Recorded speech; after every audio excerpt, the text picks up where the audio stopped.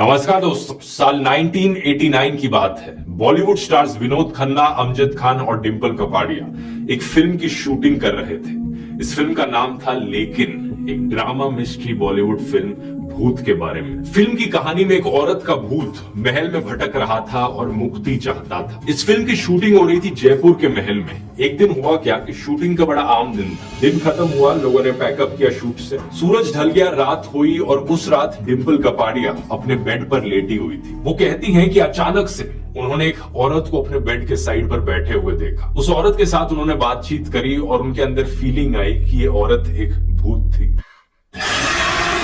ये सिर्फ एक एग्जाम्पल है, लेकिन ऐसे ही दुनिया भर में आपको लाखों एग्जाम्पल्स मिल जाएंगे जहां पर लोग कहते हैं कि उन्होंने भूतों को देखा या फिर भूतों से बात करी। बहुत से लोग बताते हैं कि कैसे उनके साथ पैरानॉर्मल एक्सपीरियंसेस हुए। इस पर कितनी ही फिल्में बनाई गई हैं। The conjuring, the exorcist, the exorcism of Emily Rose, इन सब फिल्मों में लिखा होता है इंस्पायर्ड फ्रॉम रियल इवेंट्स। कितने ही टीवी शोज बने, गोस्ट हंटर्स, जहां लोग इंस्ट्रूमेंट्स लेकर भूतों को पकड़ने भागते हैं। बड़ी टेक्नोलॉजी का इस्तेमाल करके साबित करते हैं कि यहाँ पर भूत है। और कुछ लोग तो मरे हुए लोगों की आत्मा से बात करते हुए वीडियोस भी बनाते हैं यूट्यूब पर, जैसे कि अमेरिकन पैरानॉर्मल एक्सपर्ट स्टीव हफ, जो क्लेम करते हैं कि उन्होंने लेट सुशांत सिंह राजपूत की आत्मा से बात करी थी। क्या सच्चाई है इन सब चीजों के पीछे? आइए आज के वीडियो में समझने की कोशिश करते हैं।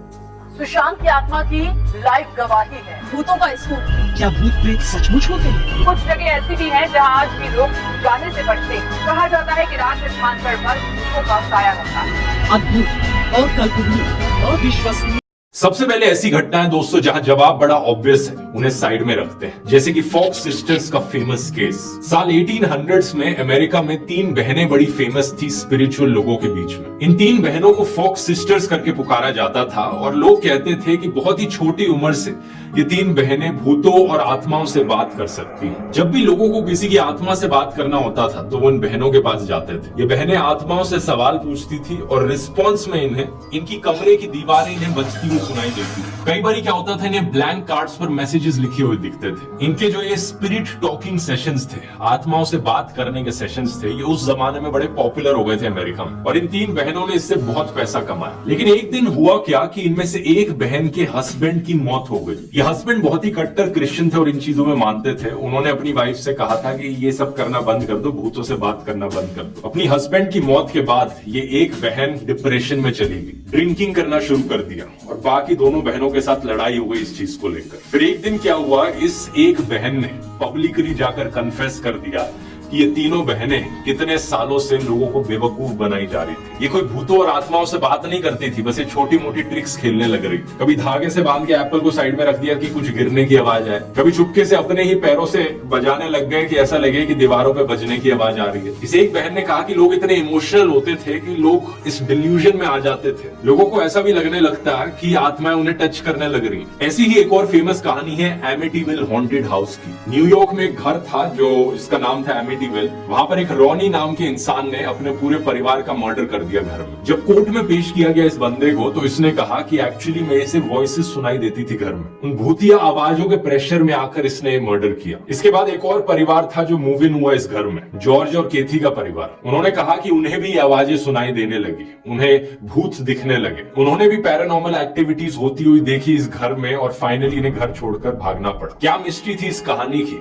एबीसी न्यूज की बाद की रिपोर्ट्स ने बताया कि ये सब झूठ बोल रहे थे। मर्डरर ने अपने आप को पनिशमेंट से बचाने के लिए झूठ बोला था और जो कपल बाद में मूव इन किया उन्होंने झूठ बोला क्योंकि उन्हें लग रहा था अच्छे पैसे कमा सकते हैं वो ये झूठ बोलकर। उन्हें लगा था कि बुक और फिल्मों की डील्स मिल जाएंगी उन्हें। इंडिया में इसका हाल ही में रिसेंट एग्जाम्पल देखने को मिला जब स्टीव हफ नाम के बंदे ने कहा कि वो लेट सुशांत सिंह राजपूत की आत्मा से बात कर रहा था। उसने आत्मा से बात करते हुए अपनी कॉन्वर्सेशन रिकॉर्ड करी, यूट्यूब पर भी डाल दी और बहुत से लोग क्योंकि इमोशनल फील कर रहे थे इस इशू को लेकर तो वो बहक भी गए। इस चीज को लेकर बहुत से न्यूज चैनलों ने भी रिपोर्ट किया, India TV, Amar Ujala, DNA, news 24, as if जो ये कर रहा था वो सच था। लेकिन एक्चुअली में हुआ क्या, यहाँ पर एक इंस्टाग्राम यूजर ने रिवील किया कि इस बंदे ने सुशांत सिंह राजपूत के एक पुराने इंटरव्यू से कुछ क्लिप्स को निकाला, जो इंटरव्यू उन्होंने फिल्म क्रिटिक अनुपमा चोपड़ा को दिया था कुछ साल पहले। वहां से ऑडियो क्लिप्स निकाली गई, उन ऑडियो क्लिप्स को मैनिपुलेट किया गया और प्ले किया गया एज इफ सुशांत सिंह राजपूत की आत्मा बात कर रही है। और कमाल की बात देखो, हार्डली किसी न्यूज चैनल ने दोस्तों ये एक्सपोज वाली खबर चलाई, क्योंकि टीआरपी तो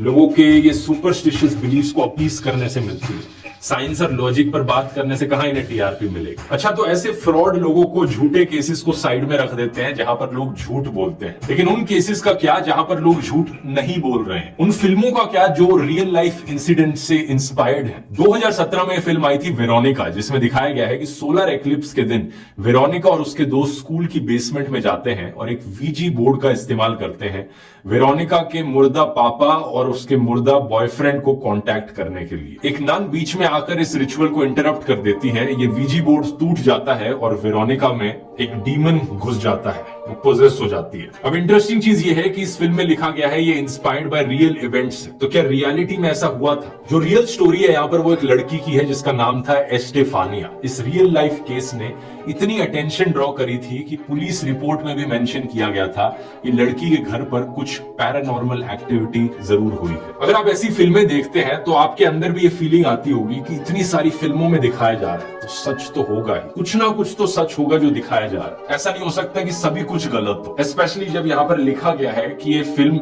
रियल इवेंट से इंस्पायर्ड है। लेकिन पॉइंट यहाँ पर यह है दोस्तों, लोग अक्सर इंस्पायर्ड शब्द को मिसअंडरस्टैंड कर जाते हैं। बेस्ड ऑन ट्रू इवेंट्स कहना और इंस्पायर्ड फ्रॉम ट्रू इवेंट्स कहना दो अलग अलग चीजें हैं। जब इस फिल्म के डायरेक्टर से सवाल पूछा गया था इस फिल्म को लेकर, तो उन्होंने कहा था clearly, I think when we tell something it becomes a story even if it's in the news. You only have to read the different newspapers to know how different reality is depending on who's telling it. So I knew we were going to betray the real events. और यही कारण है कि जो असली कहानी है और जो फिल्म में कहानी दिखाई गई है, इन दोनों में बड़े डिफरेंसेस हैं। रियलिटी में न्यूज रिपोर्ट्स के अकॉर्डिंग जो लड़की है उसके पेरेंट्स जिंदा है। फिल्म में दिखाया जाता है कि जो लड़की है वो 3 दिन के अंदर ही मर जाती है, लेकिन असलियत में ये जो एस्टेफानिया लड़की थी ये कई महीनों के बाद जाकर मरती है, सीजर्स होने के बाद। तीसरा, असली कहानी में ये चीज रूल आउट नहीं करी जा सकती कि वो लड़की एस्टेफानिया किसी साइकोटिक डिसऑर्डर से सफर करती थी। एक ऐसा डिसऑर्डर जिसे डायग्नोस नहीं किया जा सका डॉक्टर्स के द्वारा, क्योंकि वो गांव में रहते थे, वो भी साल 1990 में। उस समय टेक्नोलॉजी आज के दिन जितनी एडवांस है उतनी नहीं थी। और फाइनली एस्टेफानिया की डेथ के बाद उसके पेरेंट्स ने भी क्लेम किया था कि उन्हें पैरानॉर्मल एक्टिविटी दिखती है अपने आसपास होती हुई,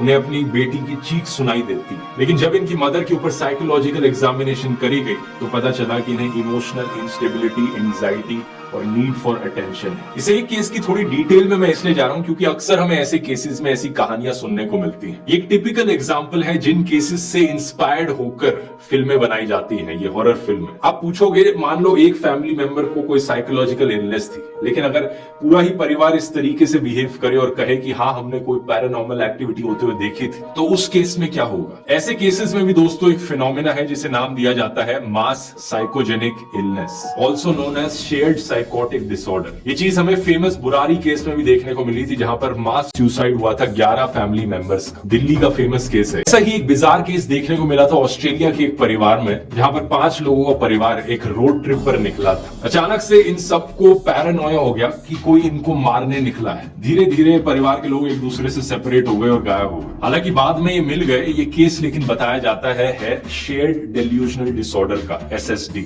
जहां पर जो लोग एक दूसरे के काफी करीब होते हैं वो अक्सर एक दूसरे के डेल्यूजन्स को रीइंफोर्स करते रहते हैं। लेकिन अब बात करते हैं दोस्तों और भी अजीबोगरीब फिनोमेना की, कुछ ऐसी चीजें जिन्हें जानकर आप शॉक हो जाएंगे कि एग्जैक्टली कैसे काम करती हैं। पहले हैं ये V G boards.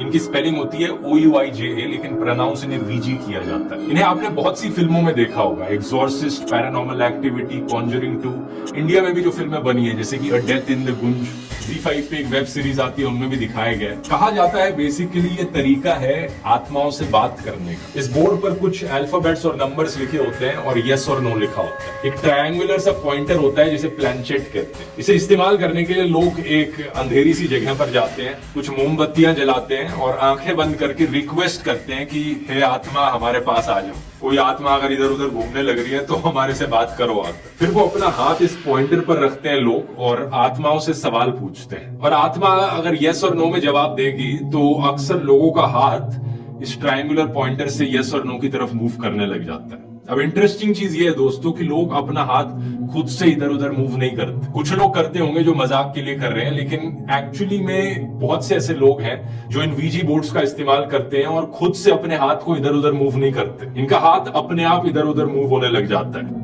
Spirits, can you speak to us? Are you there?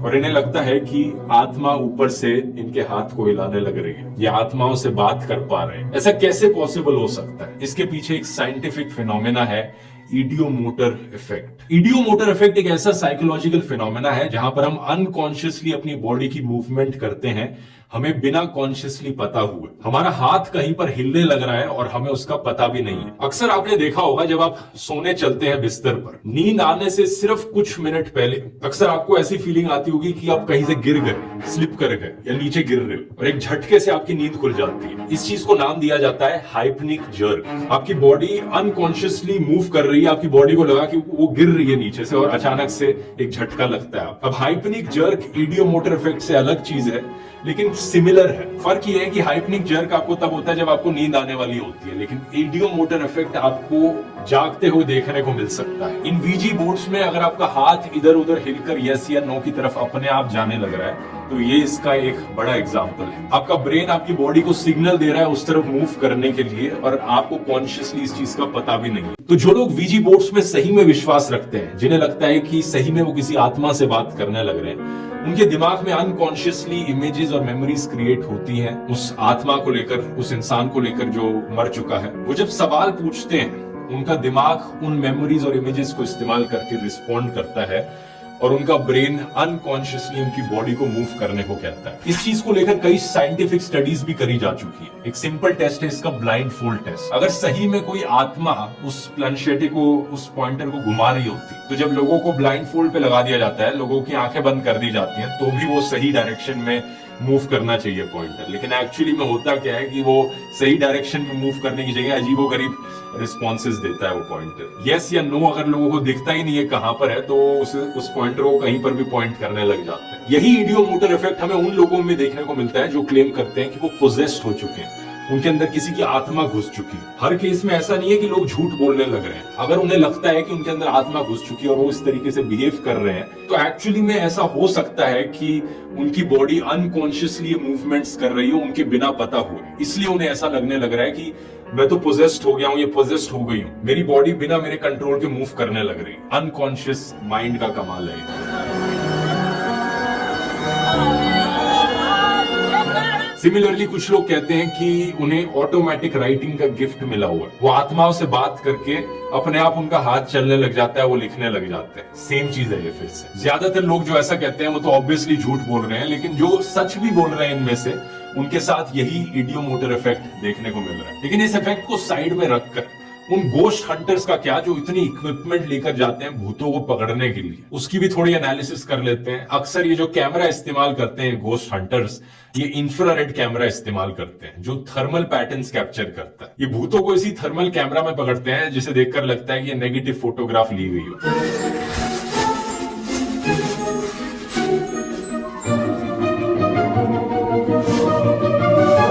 Reality में दोस्तों जहां पर टेम्परेचर चेंज होता है, वो चीजें आपको इंफ्रारेड कैमरे में बड़े अच्छे से दिखती हैं। अब खुद ही सोचकर देखिए, अगर आप चेयर पर बैठेंगे, अपनी बैक को पीछे रब करेंगे चेयर पर, तो थोड़ी हीट जनरेट होगी और वहां से आप खड़े हो जाएंगे।